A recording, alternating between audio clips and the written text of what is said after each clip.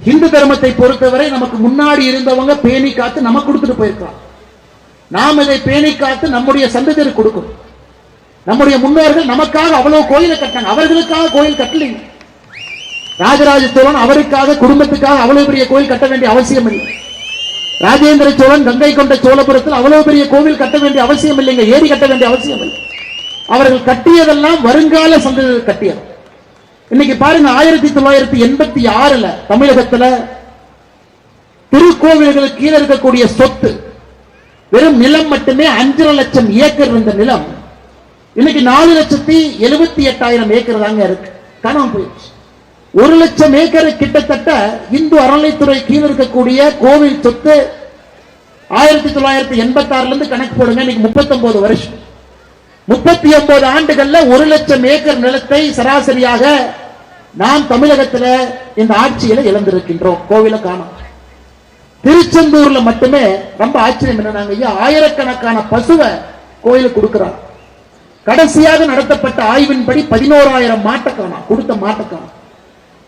இதெல்லாம் இப்ப சமீபத்தில் பேப்பர்ல பார்த்த புதுக்கோட்டையில ஒரு கோவில்ல ஒரு உண்டியல் வச்சிருக்கிறாங்க.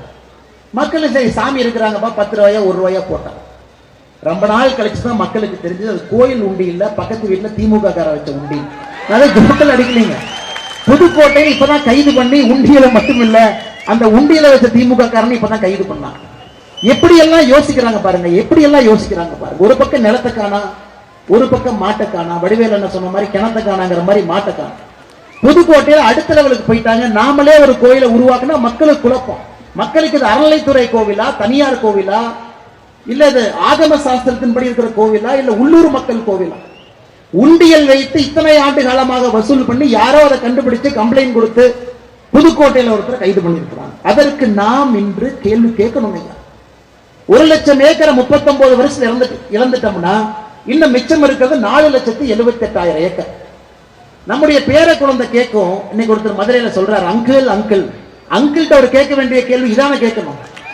அங்கிள்கிட்ட அவர் கேட்க வேண்டிய கேள்வி, 1 லட்சம் ஏக்கர் கோவில் நிலத்தை காண அங்கிள், எங்க அங்கிள் போச்சுன்னு கேட்கணும்.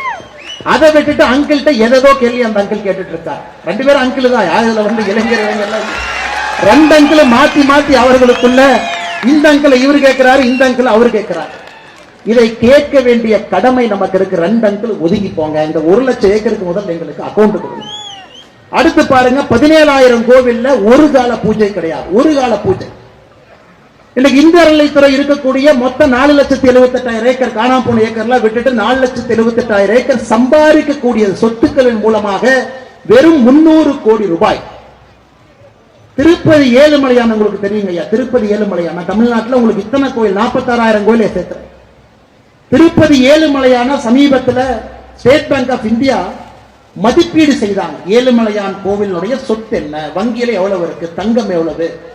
இந்தியாவில் 970 இடத்துல ப்ராப்பர்ட்டி வச்சிருக்கிறாங்க, தமிழ்நாட்டில் கோயில் வச்சிருக்கிறாங்க.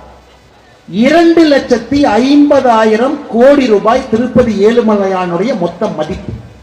கோவில் சொத்து, வங்கியில் இருக்கக்கூடிய பணம் 970 இடத்துல அவர்கள் இருக்கக்கூடிய 2,50,000 கோடி. தமிழ்நாட்டினுடைய மொத்த பட்ஜெட் 3 லட்சம் கோடி. கணக்காக ஒரு கோவிலை சிறப்பாக நடத்தினால் அந்த கோவிலுடைய சொத்து மதிப்புக்கு ஏழுமலையான் ஒரு உதாரணம். தமிழ்நாட்டில் 4,78,000 ஏக்கரும் சேர்ந்து போன ஆண்டு தமிழக மக்களுக்கு கோவில் மூலமாக வந்த வருமானம் வெறும் 300 சில்லற கோடி, 330 கோடி ரூபாய் சராசரியா வந்துச்சு. ஏன்? கோவில் நிலத்தை போய் பார்த்தீங்கன்னா நல்லா பாருங்க, ஆட்டையை போட்டு பாருங்க. திமுக காரங்க ஒரு கடை கட்டி இருப்பாங்க, 99 வருஷத்துக்கு லீஸ் போட்டு எடுத்திருப்பாங்க. ஒரு மாதத்திற்கு வாடகை 1 ரூபாய் இருக்கக்கூடிய கட்டடங்கள் இருக்கு. ஒரு மாதத்திற்கு வாடகை. அதான் கேள்வி கேட்கணும். அந்த சொத்துக்களை மீட்கணும், நியாயமான வருமானத்தை பெருக்கணும். 6 கால பூஜை நடத்துவதற்கு நாமளே எல்லாம் செஞ்சிடலாங்க. யாருகிட்டையும் போய் கை கட்டி நிற்க வேண்டாம். முறையாக தமிழகத்தில் இருக்கக்கூடிய 46,000 கோவிலை பராமரித்தால் தமிழ்நாட்டுக்கு பட்ஜெட் போடலாம், மத்தியான உணவு திட்டத்துக்கு பணம் கொடுக்கலாம். இன்னைக்கு காலையில இப்ப பாருங்க, இன்னைக்கு காலையில போய் காலை உணவு திட்டத்துக்கு முதலமைச்சர் உட்கார்றாரு. ஒரு அல்வா ஒரு பக்கம், நமக்கு காலை உணவு திட்ட மாணவர்களுக்கு உப்மா. இன்னைக்கு இவங்க திராவிட மாடல் ஆட்சி வளர்ந்துருச்சுன்னு சொல்லி கடைசியாக உப்மா கிண்டி நம்முடைய சொந்தங்களை குழந்தைகளை ஸ்கூல்ல போய் உப்மா சாப்பிட வைத்திருப்பதுதான் இவருடைய ஆட்சியினுடைய சாதனை இத்தனை ஆண்டு காலமா. அதையெல்லாம் கூட தமிழகத்தில் இருக்கக்கூடிய 46,000 கோவில்கள் எல்லாத்தையும் பார்த்துக்கணையா, யாருகிட்டையும் கை கட்டி நிற்க வேண்டிய அவசியம் இல்லை. விடுதலை கொடுக்கணும். அறநிலைத்துறையினுடைய கையிலிருந்து கோவில்களுக்கு விடுதலை தேவை. பிளே ஸ்டோர் மற்றும் ஆப் ஸ்டோரில் இருந்து பாலிமர் செயலியை QR கோடு மூலம் பதிவிறக்கம் செய்யுங்கள். செய்திகளை உடனுக்குடன் பெறுங்கள்.